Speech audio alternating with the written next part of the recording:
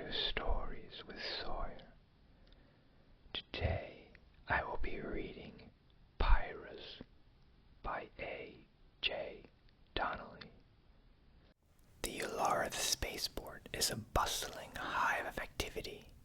Aliens of every known species roam the expansive terminals. Boland and Kharter paused outside Terminal D30. Boland rolled up the right sleeve of his jacket and spoke into the armband. "Otto, what's the status?" After a brief second of static, and mechanical male voice responded, "The Silver Talon has become quite popular, sir." "I see that," said Boland. From across the terminal, Boland spotted a horde of airport guards surrounding his spaceship, the Silver Talon. Each had a rifle at the ready across the chest and eagerly scanned the passers-by. "What's going on?" Kharter asked. "It seems our encounter with your Hydrokaan friend has already made the security feeds." "So, what does that mean?" Kharter asked. "It means we go to Plan B," said Boland. Boland once again spoke into his armband. "Otto, execute Plan Beta." "Yes, sir," said Otto. Boland turned towards the exit and accidentally bumped into a burly, scruffy-looking fellow. "Pardon me?" "You're excused. Now give me all your money," said the man. Boland cocked his head to the side and studied the man before him.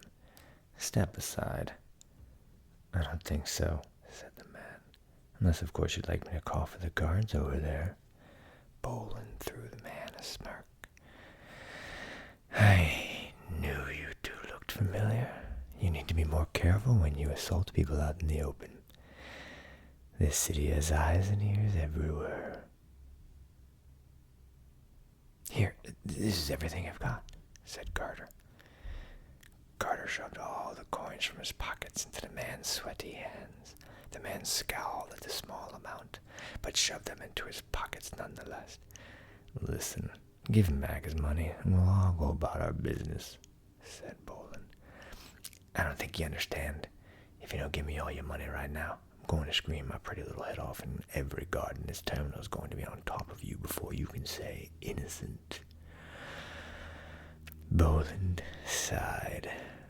"1, just give him what he wants," said Kharter. 2, what are you doing? We need to get out of here. 3, hey! The man barely made a sound before Boland struck. His right hand flashed forward and his fingers jabbed into the man's windpipe, cutting off all sound. In the same swift motion, his right knee rose up and connected with the man's abdomen, causing the man's remaining air to explode out of his mouth. A quick flick of the wrist and the man was suddenly on the ground with Boland's boot against his chest. Boland leaned down casually and put his index finger to his lips. Boland then reached into the man's pocket and retrieved Kharter's money. He dropped it into Kharter's hand and moved on without a second to glance back. Stunned, Kharter followed Boland, peering back at the man on the ground every few steps. "Hey, what are you going to do about that guy?" "He won't bother us anymore," said Boland.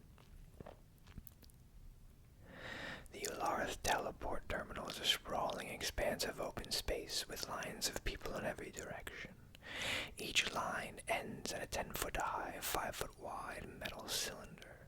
Some cylinders have people stepping out of them every minute or so, while others have people step into them and vanish. Boland and Kharter strode through the throng of people towards the line for banks.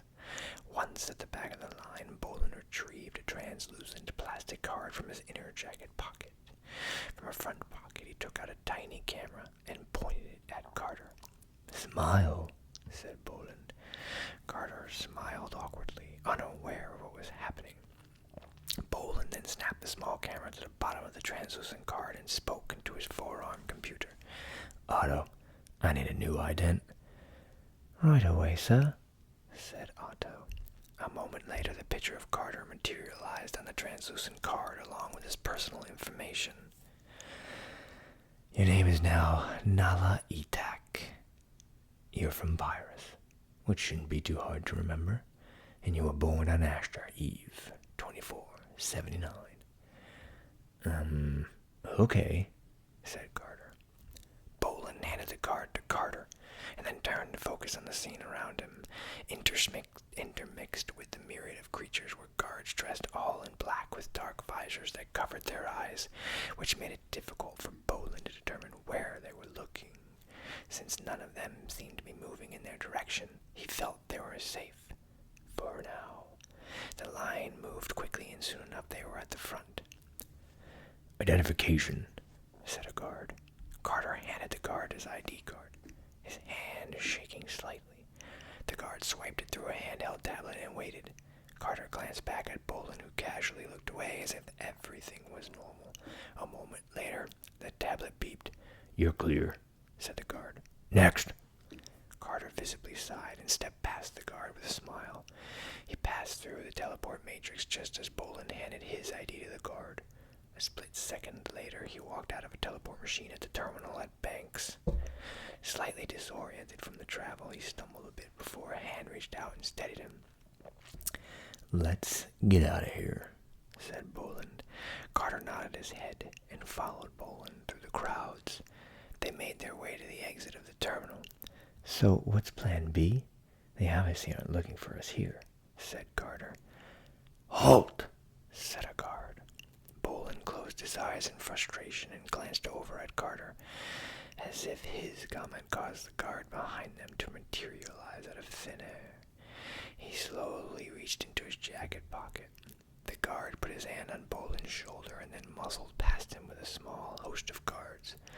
The guards moved people aside and quickly encircled a young girl with chin-length midnight black hair, with stripes of color interspersed throughout. On her shoulder was a tiny snow-white creature that had a small resemblance to a porcupine. You've got the wrong Juta. I didn't do anything wrong. 4 guards surrounding the girl planted 4-meter-high poles before them. Kharter watched as a purple beam then shot out the right side of each pole and launched onto the left side of the nearest pole, thus creating a barrier around the girl. And if the girl had any ideas of jumping over the barrier, the beam then shot up into the air from all 4 sides. It didn't stop until it reached the ceiling of the terminal. Seriously? Come on, said the girl. You have the right under the supreme authority of Chancellor Luthros to refute any and all charges brought against you. You have the right to do or say anything with the full awareness that it can and will be used against you. What a relief that is, said the girl. Boland sidled up next to the nearest guard that was holding one of the poles. He suddenly fell over into the guard, causing the guard to topple over and drop the pole. With the pole on the ground, the connection to the other poles was severed, thus shutting down the barrier. Pardon me, I'm extremely clumsy, said Boland. Step back, sir, all the way back, insisted the guard. The guard raised his weapon towards Boland and then waved it at all nearby spectators. Everyone backed away with their hands up, including Boland and Kharter. The moment the guard turned his attention back to the girl, she blinked out of existence. The guards then turned their attention to Boland. Hold it right there, said the guard. With close to a dozen guards pointing rifles at him, Boland froze in his tracks. Kharter attempted to blend into the crowd, but the butt end of a rifle in his back stopped him. The guard then shoved him over next to Boland. You have the right under the supreme authority of Chancellor Luthros to refute any and all charges brought against you. You have the right to do or say anything with the full awareness that it can and will be used against you. Boland and Kharter eyed each other, but neither said a word. Just then a sound like a bubble zipping and then popping open filled the air around Kharter. The girl with the white creature on her shoulder suddenly appeared out of nowhere and grabbed Boland by the arm. Another split second later, and with that strange zip-popping sound, they were both gone. The girl and Boland appeared at the other end of the terminal behind a retail display of goods. Now we're even, said the girl. Not really. I can't leave without him, said Boland. He pointed at Kharter, who was now encapsulated by the purple barrier the girl was previously trapped within. Not my problem, said the girl. Never said it was, said Boland. He scanned the area. Apparently satisfied with the lay of the land, he eased his way around the retail display and closer to Kharter. What are you doing? Asked the girl. Not sure yet. You're crazy. I've been called worse, said Boland. He crouched down and made his way past a few rows of chairs. He then paused behind a large circular pillar. So what's the plan? Asked the girl. I don't know, said Boland. Then what are we doing here? Asked the girl. I don't know what you're doing here, but I am going to set that pup over there free. I still think you're crazy. And I think we're even, so either stop bothering me or start helping me.